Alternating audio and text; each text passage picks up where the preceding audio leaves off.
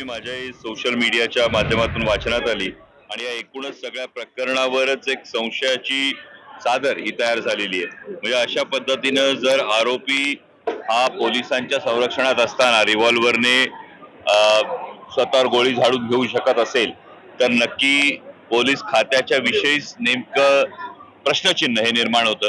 आणि असं असताना राज्याचे गृहमंत्री हे केवळ सरकार वाचवण्यामध्ये आणि आता कोणाकडे खरं तर नेतृत्व जाणार याच प्रश्नामध्ये मशगूल आहेत। स्वतः गृहमंत्र्यांच्या जिल्ह्यामध्ये नागपूरमध्ये 240 दिवसात 213 बलात्काराच्या घटना घडल्या।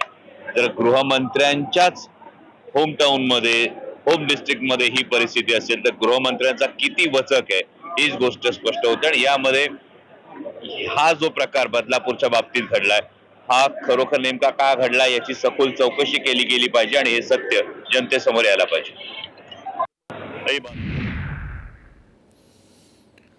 सातत्यानं आता विरोधकांकडनं प्रश्नचिन्ह उपस्थित केले जात आहे। गृहमंत्र्यांवरती ताशेरे ओढले जात आहेत, पोलिसांच्या भूमिकेवर प्रश्न उपस्थित केले जात आहेत। विरोधकांच्या हाती आता या प्रकरणानं एक मोठी बातमी आत्ताच्या क्षणाची पुन्हा एकदा पाहूयात। गृह मंत्रालयानं चौकशीचे आदेश दिल्याचं पाहायला मिळतंय।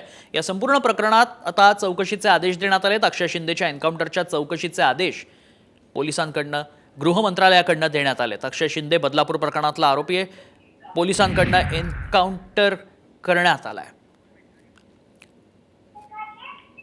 राष्ट्रवादीचे आमदार अमोल मिटकरी सध्या आपल्या संपर्कात आहेत। अमोलजी, अत्यंत संवेदनशील असं हे प्रकरण होतं आणि त्यातच एन्काउंटर करण्यात आलं आहे पोलिसांकडनं। एक आरोपी पोलिसांच्या ताब्यात असतानाही सुरक्षित राहू शकत नाही, काय म्हणायचं याला?